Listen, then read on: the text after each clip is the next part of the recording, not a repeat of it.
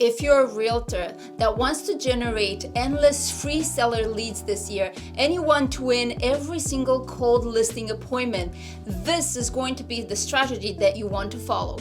I've been a listing agent since 2011, sold over $500 million in sales volume, and helped so many agents become listing agents, and every single one of them follows this. But there's a lot of mistakes that you need to avoid, and I'm going to make sure by the end of this video that you're in the best possible position to start executing and securing your listing presentations. Now, a couple of things before we get started. First, is that I'm actually going to show you not only my entire seller workflow process, but I'm also going to walk you through how to make your process efficient, streamlined, and not to waste your time, as well as how to gain sellers' trust. Without a question, one of the most unutilized tools to secure your listings. Most agents simply don't know how to use this properly. And the best part, it only takes a couple of steps to absolutely crush your competition with the strategies that I'm going to show you right now. I'm also going to teach you an absolute insane technique that allows you to understand your competition to actually guarantee your listing. And at the very end, I'm going to show you and give you my exact strategy that I use with every single client in order to get reviews so I can start building authority within my local community. So let's dive right in. Everyone that knows me, you know that I prefer working with sellers, and buyers are great, don't get me wrong, I think they're amazing, but I prefer working with sellers because they allow you to control the outcome of your business, and ultimately they give you the time to be able to expand. In my experience, you can have 6 buyers to work with and you're dead. Or you can have 50 listings and you can literally handle all of your listings. Not to mention that all the buyer agents are actually going to run around selling your listings while you're looking for more business. Sellers are actually easier to work with if you learn how to work with them. A seller usually sells out of motivation. A buyer can change their mind, their criteria, the timing, the area. The stats are showing us that 7% of each neighborhood moves every year, which means that sellers are actually easier to find. I'll give you an example of the area that I farm. 5,000 homes, not more than that. 266 homes sold last year. That represents 5.3%. And this is a really unprecedented low market, and still 266 out of 5,000 homes they end up being sold. The question is, who is selling these homes? I can actually go on and on why you should actually start working with sellers and become what I call a business owner versus being an employee of a buyer. And if you're working predominantly with buyers, well, then you're in the right place, because I really hope that you're going to learn something about listing properties today. I truly believe that your listing presentation actually doesn't start when you get out the door and officially you book that listing presentation.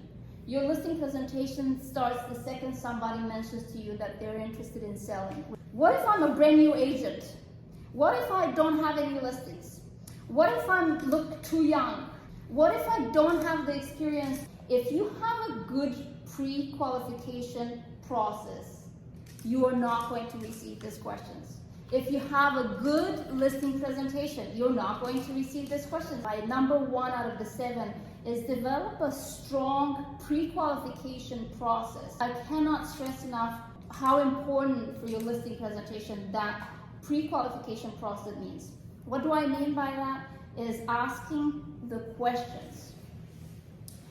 These questions, they not only help you understand how you're going to help the client or what their needs are or what the personality type they are, but that gives the impression to the prospect that you've been doing this for a long time, and all of a sudden that question, how long you've been in the business, it doesn't come up.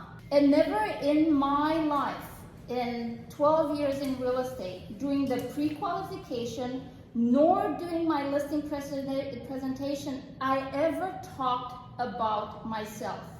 What I'm offering, my performance, how long I've been in the business, how I'm the best, never. I've never been in a position of pre-qualification or a listing presentation to sit to them any of these, or even being asked these questions.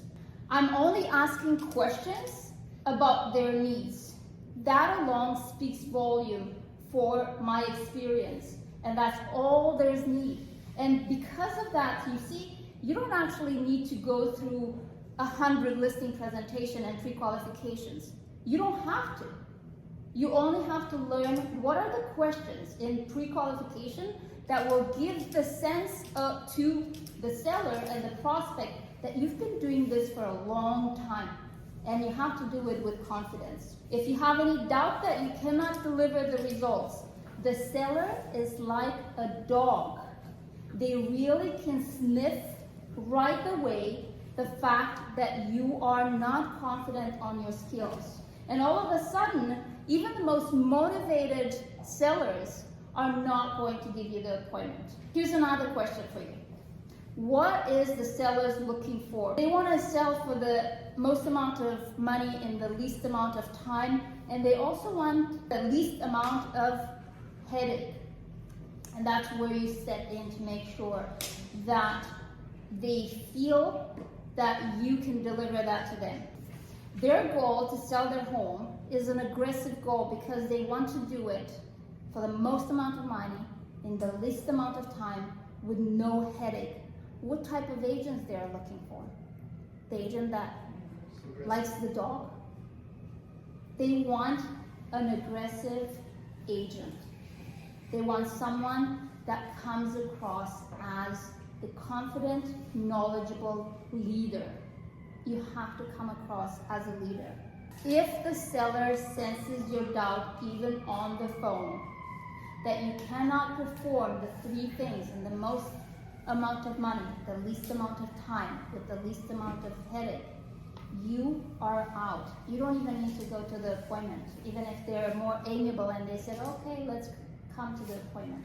So my number 2 in the list is consistently and aggressively follow up with your prospect. The follow up, that's where the money is, in the follow up, until they give you the appointment. If they say to you, let me call you back, say, thank you very much, don't worry, I'll call you back because this is my job. You take care of your job, I take care of you, I'll follow up with you. If they say call me in 3 months, you say thank you very much, no problem, and call them in a month and a half. You call them with a reason. You're giving them something back. You help them with something and make a reason for you to follow up with them in a month and a half.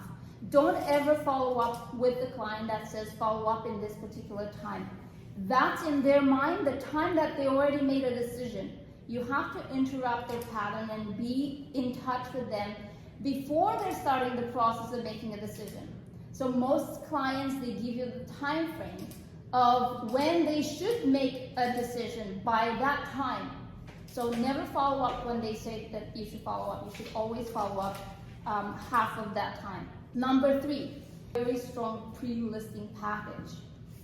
I don't recommend you to send a pre-listing package. It's mandatory to send a pre-listing package, and I heard this many, many times from agents. Yes, you send it even if you meet with your mother to list their house. The pre-listing package goes in there so you avoid the client to ask you the questions. How long you've been in the market, in the business? How are you going to sell my house and all of that? You can send it on paper or electronically. This listing package is going to answer all the questions. And I highly recommend that you emphasize to them that you're sending this and what's in there. Mr. and Mrs. Seller, I'll be sending you a package of information that will give you answers to most of your questions about me. Because when I come to see you, I don't want to brag about myself. I want to take the time to talk about you and your needs. Would you take the time to review it? And then you insist on that. And guess what? You actually never have a listing presentation without having a 24 hours from the time they receive the listing package until you go to the presentation. Why? Because you follow up with them and make sure, hey, Mr. Seller, I just want to confirm that I'll see you tomorrow at 6 o'clock. Is that still good for you? Great, perfect. I've sent you the listing package. Have you had the chance to review it? Yes, fantastic. Do you have any questions? This is the time when objections are going to come up. And the beauty is you're going to be able to be prepared, because you're not going to handle these objections over the phone. What you're going to do, you're going to reassure them. Perfect, I just made a note of it. We're going to discuss the first thing tomorrow when I see you. But it gives you time to prepare yourself. If they say no, you insist, I really wanted to take a look because I really don't want to talk about me. You're going to find in there everything that I'm going to do for you in order to get the house sold. Would you take a moment and review it? Yes, beautiful, great. Don't send a 50-page listing package that people will never go through, so make it as small as possible. That alone, it puts you in a position of control, and they're not going to come back to you and say, how long have you been in the business? Well, I just sent you the package for God's sake, and I insist twice for you to look at it. So I cannot tell you, I would probably say out of hundreds of listings presentation, I had 1 or 2 people that asked me how long you've been in the business or whatever, but most of it, no. If you're working with seniors, don't send it by email. It's going to be a hassle. They're probably not going to be able to look at it. Make the effort in going and drop it at their house. Usually send one of your kids to drop it, so don't drop it yourself and then they're like, oh, you want to come in? So find someone else to drop it for you. Now you're at the appointment. Congratulations, this is the big deal. And unfortunately, I have to tell you, a lot of agents, they almost feel that the seller is committed to sign with you just because you got a listing presentation. And that's the biggest mistake, even with your sphere of influence, to somehow think that because they ask you to come and do an evaluation or a listing presentation, that actually they're signing with you, and that's cannot be further from the truth. So the number 4 is preparing for the listing presentation, and I want you to write this down because it's not every listing agent that is here, and I'm looking at Carrie that lists a lot of properties. Every single listing presentation agent knows the price or the commission is not going to be your breaking point.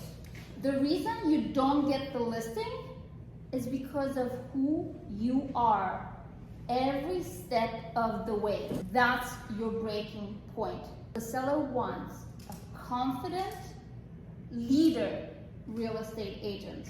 They want to feel secure that you know that this is going to sell with the most amount of money possible, and you're the only person that can give them that.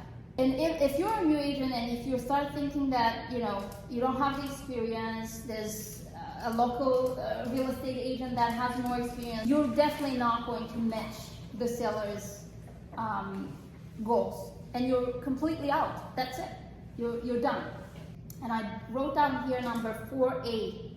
Under the preparation, I wrote down here mindset, and I have to start with mindset. And that's part of your preparation for that particular property that you're going for your listing presentation. You have to find in yourself that you are the confident, knowledgeable expert. And if you don't believe it about yourself, you're not going to convince anybody that you are that confident agent. On the drive to the appointment, I want you to bombard your brain, and especially for the new agents, until you get into that, mindset and you learn how to get there. Bombard your head with motivational, powerful, positive, whatever it is, inspirational ideas, whatever it is. You want to record someone that does a presentation, do it, record yourself, because I'm going to talk about it. You should practice your presentation, listen to that. Definitely do not pick up the phone and deal with a buyer. Definitely don't pick up the phone and deal with a spouse that needs to pick up the kids and pick up this, and this is not working. And do not do that. Turn off your phone and notifications, and just listen to something powerful that makes you become something that you may not be on a regular basis because you keep thinking of the negative stuff. But today, for that 30 minutes that you're there, you're going to be the best and the seller is going to feel it like that, and you have to get excited. Another point here that it's so important, have an expectation when you make a call. Have an intention. What's your expectation when you get into the house? Is the expectation that you're going to sign the contract? Or is the expectation that I'm just going to present and hopefully they like me? And that's pretty much, well, that's it. Are you going to let the client says, well, I told you on the phone that I'm not going to list. I'm going to interview more agents. I told you I'm not listing with this commission. Is that your expectation? Or your expectation is to leave no doubt that after talking with you, there's no need to talk with another agent. There's no need. Leave no doubt that listing with you is their best financial decision ever. And that should be your expectation when you get into that door. And the expectation is that you come out of there with a signed contract, like your life depends on it. Pricing or commission objections come up because they don't feel that you're the right agents. And believe it or not, that feeling, it actually doesn't start when you sit down. That feeling starts at the moment you knock on their door. The second they open the door, they already know if they hire you or not. It's just a matter of signing the contract. Number 4B. Now I want to talk a little bit about the market analysis, your CRM to bring with you to the appointment. Obviously that's very important, and I usually go with 4 active listings and 4 solds. I don't go with more than 4. I mean, in the market like this, you may not even have 4. I try to go not more than a month in this market, but normally we suggest even 2 months or less depending on the market. And I want you to select them very, very carefully. The reason you have to select this very carefully is because you have to have a coherent reason for you to explain the seller in which way these comparables make sense with their pricing or their property. Well, sometimes, you know, when you do these ones, there are cookie cutters in certain neighborhoods and it's easy, sometimes not so much because there's no real comparables. What I suggest to everyone, and I know some people here may be tired of me saying that, preview an enormous amount of property to start learning price property. If you don't preview properties and you're just watching listings being listed and sold on MLS, it's a waste of time. You're never going to be able to price. You're going to price the property most likely overpriced, and then you have no idea why a property sold for more or less. If you're really new, what I would suggest to you, because it really helps, is to have a look at an appraisal. If you work with an appraisal or you know an appraisal person, just get in touch with them and say, hey, I would like to see your worksheets. Because that's going to help you a little bit more to understand how an appraisal works. They're not really identical, but they're similar in the process of an appraisal evaluation versus a market analysis. Obviously, the market analysis takes in consideration way more than just the features and benefits of the building. It's the layout, it's the curb appeal, it's the position on the street, and so on. So when you talk about an appraisal, they're really strict on just how many bedrooms, how many washrooms, what's the type of renovations and square footage and the length. But it gives you an idea of what you should be starting to think, and when you go preview properties, what you should be looking at, and you start to kind of get an idea of give and take, how much you should be adding or subtracting, and be able to have a coherent conversation with your sellers. When you're preparing the CRM and you're presenting it to them, you need to speak confidently the entire time and definitely unapologetic.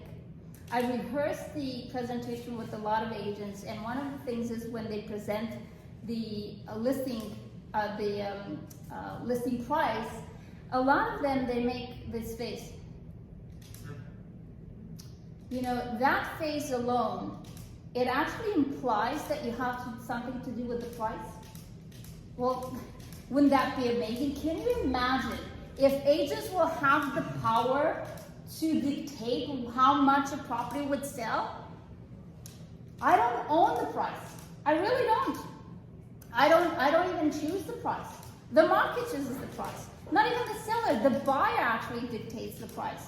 So if you're apologetic with the price, all of a sudden, not only that you don't show confidence in your knowledge about the market, but you're making them feel that you dictated the price that is unsatisfactory to them. So all of a sudden they have a problem with who? With you. So be unapologetic when you present the price.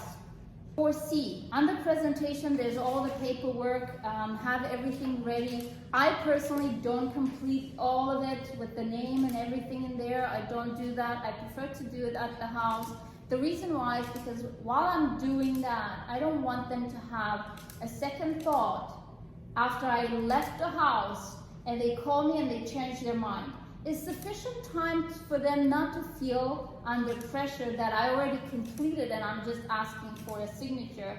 In that period of time, while I'm asking for their driver's license and I'm completing the paperwork, if they have any second thoughts, if they have any objections, guess what? I'm there. I can handle it. If they sign it and I leave, they're like, ooh, they start like a machine to think all the negative things. So they have about 10-15 minutes as I'm completing that for all the negative things and the second thoughts and the cold feet to come out and for me to be there and say, it's okay, that's fine, let's talk about it, because 3 minds are better than 2. So what's the concern? So that's me. I prepare that to have all the paperwork, anything that you need from your broker, from your board, from your whatever it is, have them with you. Highly recommend you're gonna have stickers, because even now, and that's probably because I'm a huge dyslexic, even now I get confused where people should sign or where should the initial, and millions of them, but I still, so have a sticker where they should sign and where they should initial. I highly recommend to add initials next to the commission, even if there's no initial there for you to add by the forms. Add in there, just add another commission, because some people say, I never heard that there's plus HST. Well, guess what? You just initial next to it. I didn't add it after. So that will be my recommendation. The most important portion of your preparation is rehearse your presentation. Even now, after so many presentations, I have to take, now it takes me about 15 minutes or 10 minutes, rehearse your presentation. Make sure that you know what you're going to talk about.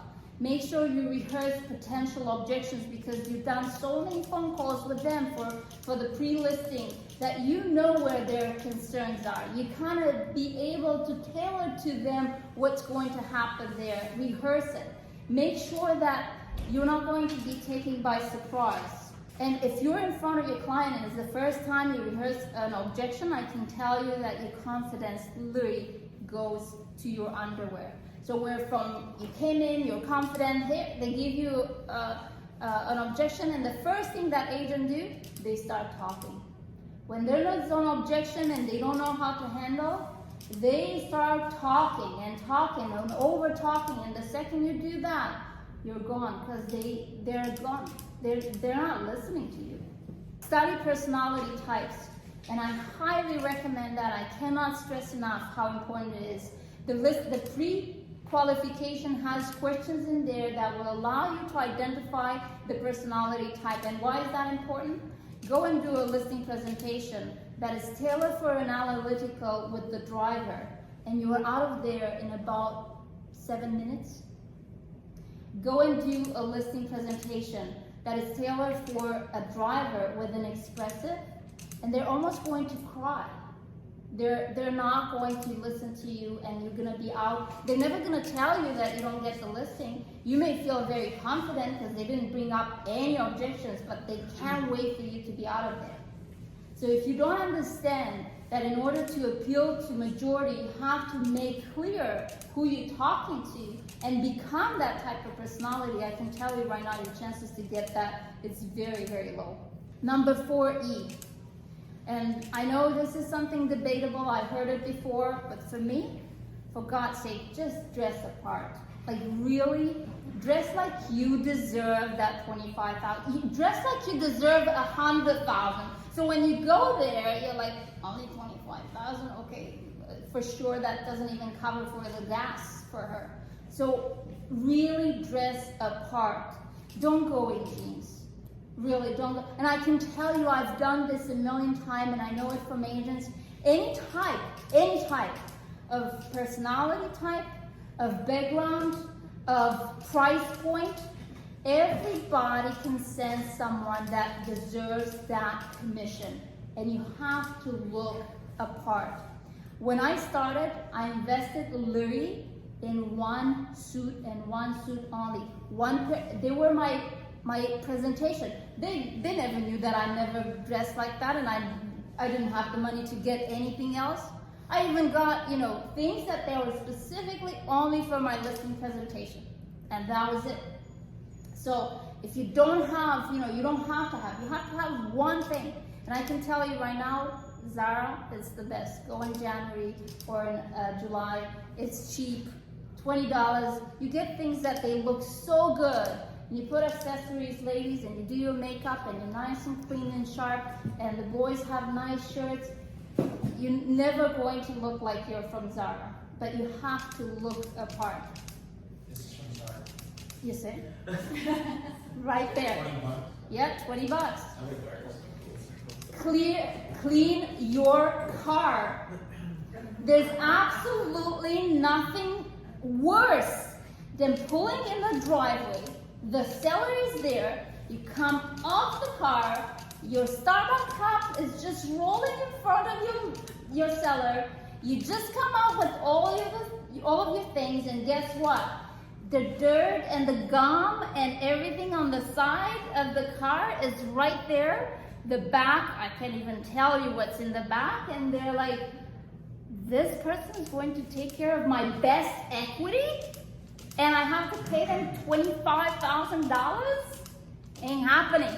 It doesn't have to be an expensive car. It has to be clean. It has to be sharp like you. And I cannot tell you how many times I have clients that actually walk out and walk with me to look at my car, to see how I look, to check you out from top to bottom, to make sure that, yeah, that's someone that actually can handle my best equity. Number 4G, plan your bullet points of your presentation in advance. I have to tell, with a lot of details. You don't have to memorize the listing presentation. You don't have to memorize your listing presentation. You have to read your listing presentation. And guess what? They're happy to see that you're organized. So read your listing presentation. Number 4H, drive 15 minutes earlier. I cannot stress enough, and my daughter here can actually state that for me. I hate being late. If one thing that I cannot pass on any situation is you being late. And you have to be early, not only not to be late to the client, because you're not going to go 15 minutes earlier, you're going to wait around the corner, but you have to go and drive around. Is there a for sale by owner? Is there a exclusive? Is there, coming soon? How embarrassing will it be you sit down and they say, oh, did you see that? Oh, yeah, sure. I didn't see anything. How about you bring that up because you just drove around and you know exactly to mention to them, just so you know, we have a coming soon. So what does it mean? It means I know the neighborhood. I don't know the neighborhood. I've never sold one house in this neighborhood, but I go around and I drive. Because what it matters is that they feel, oh, she knows. She knows what she's talking about. Here's number 5. We passed the number 4. You're at the house, yay. This is the moment. Knock on the door, you ring the bell. Here it goes, first impression. The way you show up in that particular moment, they can sense, like I said, like dogs. You know, it's almost like it's a territorial thing. They look at you and they smell you. Oh, this one never had a listing. This one, probably 3. This one, oh, looks like this one. Yeah, had some listings. Oh, this one looks like she knows what she's talking about. So you want to write this down, and it's the most common lame phrase. First impression is critical, and if you don't understand that, let me tell you, you don't have a second chance. Look like someone who gets things done. Show with the attitude, your dress, your posture, your face, your expression, your body language.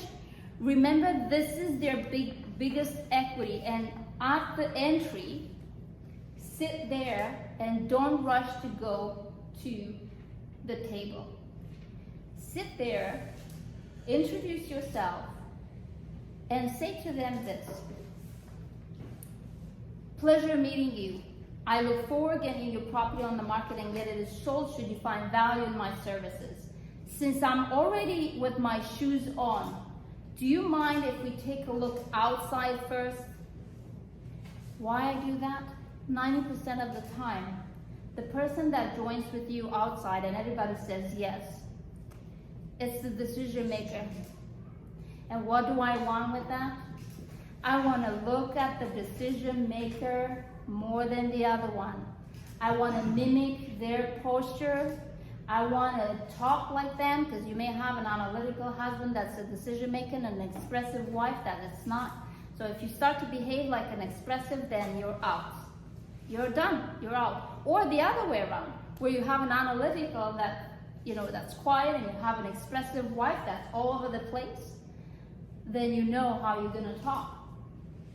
So once you're in the house, ask them to show you the house around. And I know that's debatable. Some people say just sit, ask them to sit down. No, go around with them. It's your time to see who you're talking about. If they don't know, don't say anything and very little, that means you know who you're dealing with. If they tell you everything about the house, like you're really interested about everything that they can possibly tell you, then it's an analytical. So it confirms pretty much what you've learned already through your pre-qualification. But you're going to acknowledge, make notes, and mention that to them, because it gives them the sense she paid attention while we were in the basement, and I let her know that I have insulation that is 33, So that's important for someone who's analytical, so keep that in mind. You have to walk around and ask the questions that will put them already in the mindset that this person's been here before. They've done that and successfully sold homes. By the time you're at the table, between the pre-qualification, between the image you created when you walk in the door, between the questions you ask that you walk around, most likely you are signed. It's just a matter of you really going to screw this up while talking too much at the table. Highly recommend stop over complimenting the house, the dog, the children.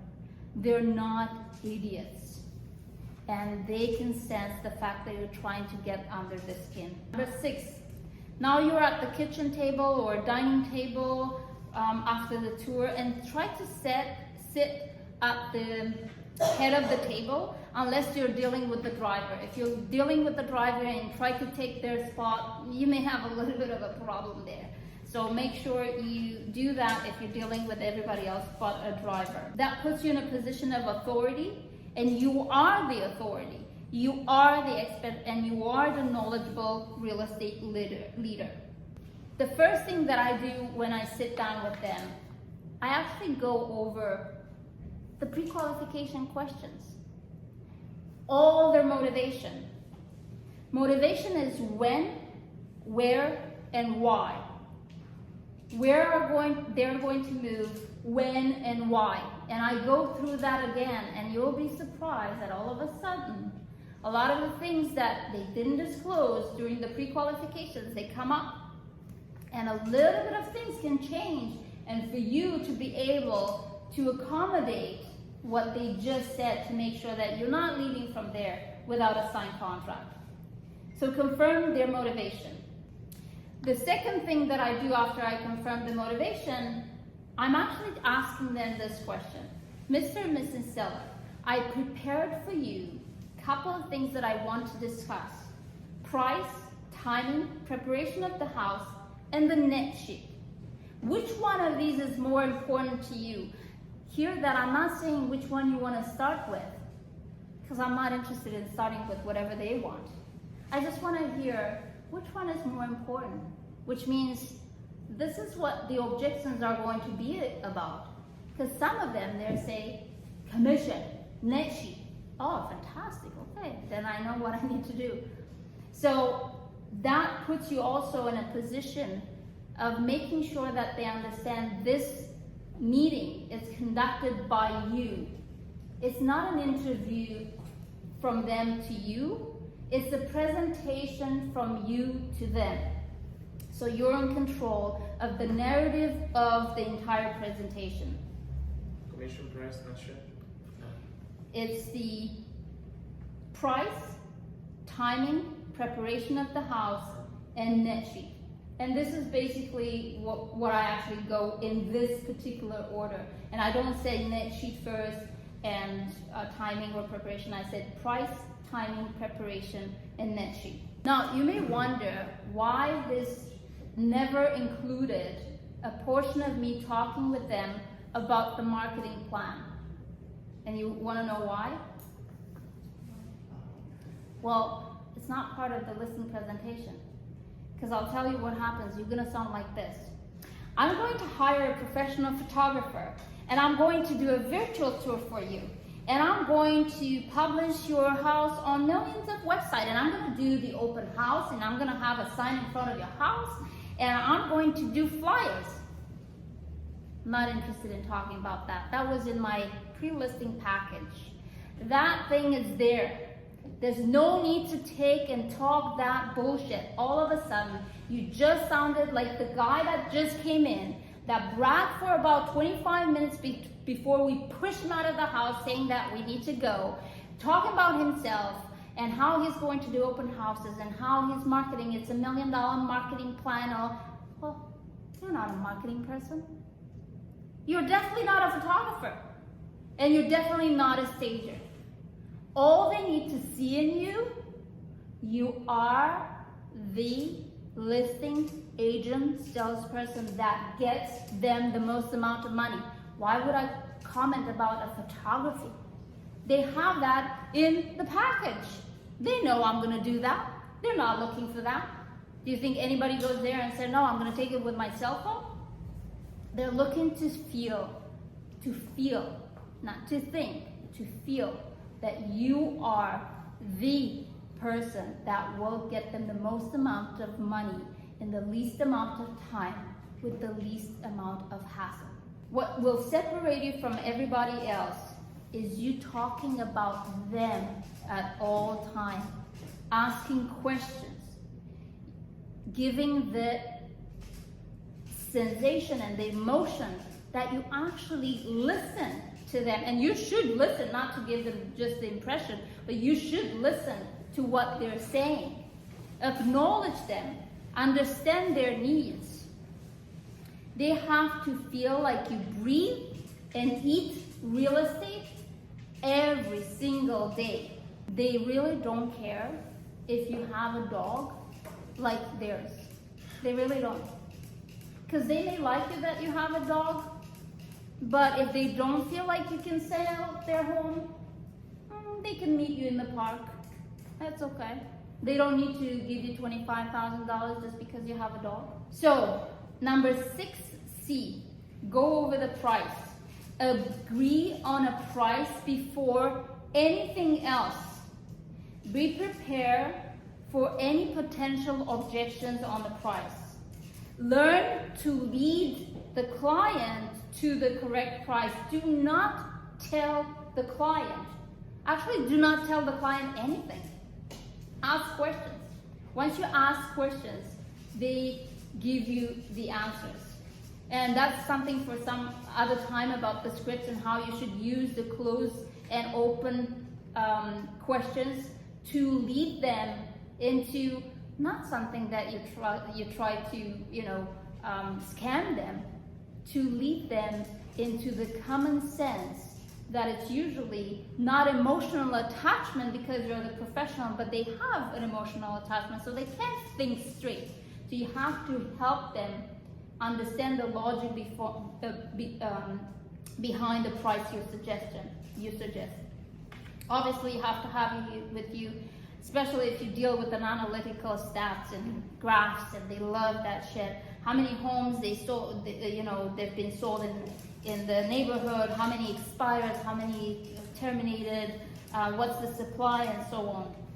When you present the price, write down and never own the price. Never ever you should say, I'm confident that at this price we can get your home sold. Never. I never said that to them. I said, if you're looking for someone who's that confident, it's not me, I'm sorry. I'm not. And I'll tell you why. How would I possibly know who's out there buying properties right now? How would I know if a neighbor of yours right now goes through a divorce, sells their property tomorrow for 25% less than the market is, and all of a sudden you're overpriced? How would I know that? The interest rates can go up in the heartbeat and the government implements whatever. How would I possibly know that? I don't know. But what I know is that I get you the most amount of money in the least amount of time with the least amount of hassle based on the market conditions. If you agree on the price, write it down, circle it, and ask one more time, Mr. and Mrs. Seller, are you comfortable right now with this price? If they say yes, only then you move to the next topic. If they're like, I don't know, you have to go back and asking them a lot of questions to figure out what's actually the objection, because a lot of time it may not be the price, it can be something else. So definitely look into making sure that you affirm one more time, are you comfortable with this price? Remember, the price will not dictate whether you take the listing or not, and I highly recommend don't take overpriced listings. Just don't. It messes up with your track record. If you're a new agent, definitely never take an overpriced listing because it messes up something that you can present to the seller and use it in your advantage if you compare yourself with someone who has a big track record, because for sure at some point they screw up and you don't want that. You want to be in a position of saying, I sell 100% of my homes and I sell them at 100% of the price, or 102 because they're all selling over asking, whatever it is. Your stats have to look amazing even if you have 2 listings, but they're going to look better. That stat, that number, that percentage is going to look better than someone who's been in the business for 40 years, and you can actually track their performance and show them, just so you know, I know for a fact that you interview this person because you disclose it to me. Obviously, I'm not here to talk anything wrong about them, but I would like to present to you like a card, like in a school, you have a card to see the performance. I sell 100% of the homes. You sold 2. Doesn't really matter because you did sell 100% of the homes. And I sell them 117%. My competition, they're selling 85% of their listings. Look here, how many expires, how many terminated of the person. I want to ask you, do you want to be in an 80% chance to get your home sold, or you want to be in 100% chance to sell your home? So that's how you're going to make the difference between you, that you're new, and someone who's in the business for a long time. Every time you farm an area or you are in the area and you see that someone that's your competition, print everything out because you're not going to remember. Like literally print out, put it in the folder and circle, make notes so you remember. That's going to be gold for you to go in there when you know they interview other agents, why they should hire you. It's not you saying that you're better than others. Mr. and Mrs. Seller, I just want to have a report card for you to make an informed decision of each of us performance. 6D. Go over the preparation of the go over the preparation of the house.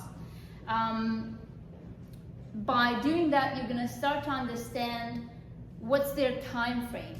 I don't actually spend much time there by saying to them, oh, we offer this and we offer that, and I'm gonna bring you this and I'm gonna bring you that. I make it clear to them. Remember in my listing presentation that I sent to you, pre-listing package, everything that we offer, it's there. Why I'm doing the home inspection, why I'm doing this free staging, how it's gonna happen, what's gonna happen is right there. Should you decide today and you feel comfortable and confident that I can sell your home and you put me to work, that's gonna be a second meeting between me and you, Mr. Seller and Mrs. Seller, where we're going to go in details of what needs to be done in order to maximize the price of your house. Fair enough? Doesn't make sense to talk about it right now. Yes, beautiful. So I don't actually spend much time. The time that I spend is always on the price. Now, very important portion here, because if they don't give an objection at that point, that means you're very close to close them. You say, timeline. Let's discuss timeline. Let's tentatively pen in when looking at your house, and in my experience, selling that many homes, you don't need probably more than 2 weeks. Now, let me look at the calendar, and you come up with your phone and you look at the calendar and say, how is it for you May 6th? They look at each other, don't say anything.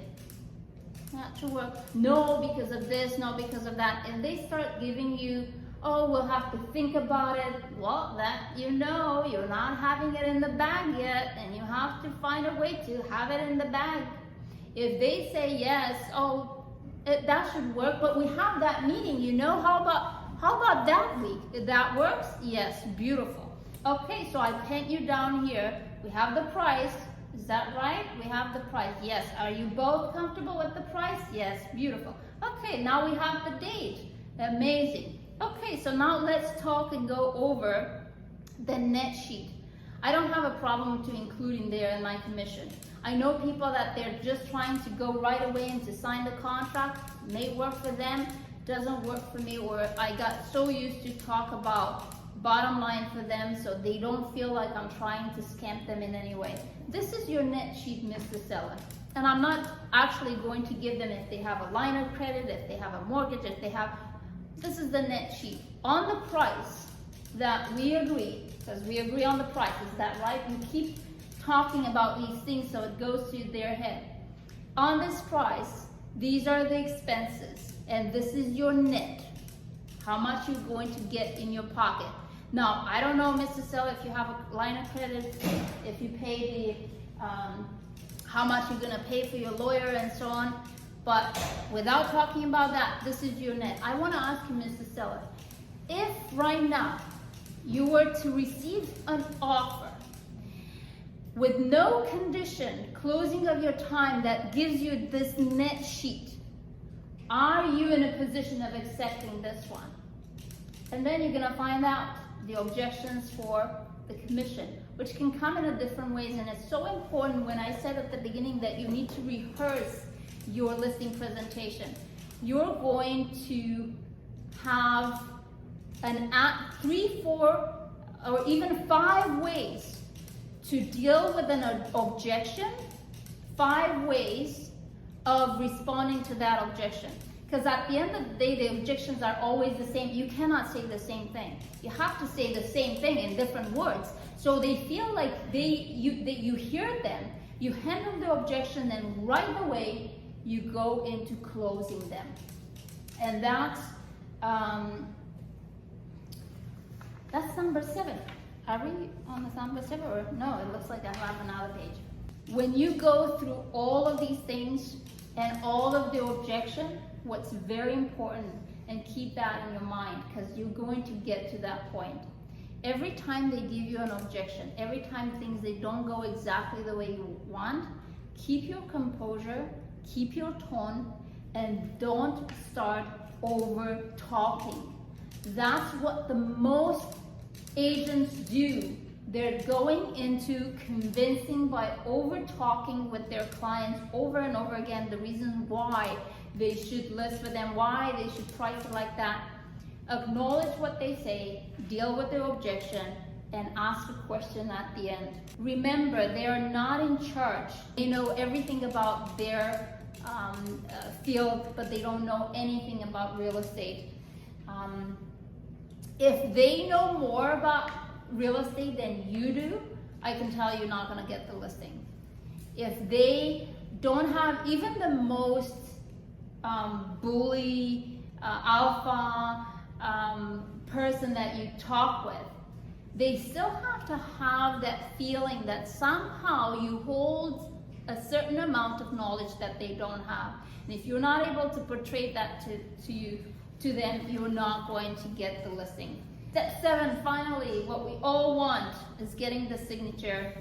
Once you agree on the price and preparation of the house and timing and the net sheet, you have to ask for a signature.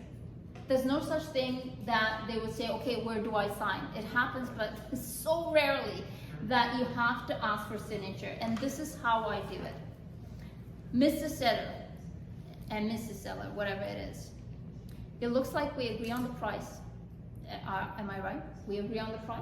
Are you comfortable with the price? Yeah. We agree on the preparation of the house, did we? And with the condition that we're going to go into details once we have this done, right? Yeah. We agree on the timing. That would be the best timing for you to get you closer to and go and mention the motivation. And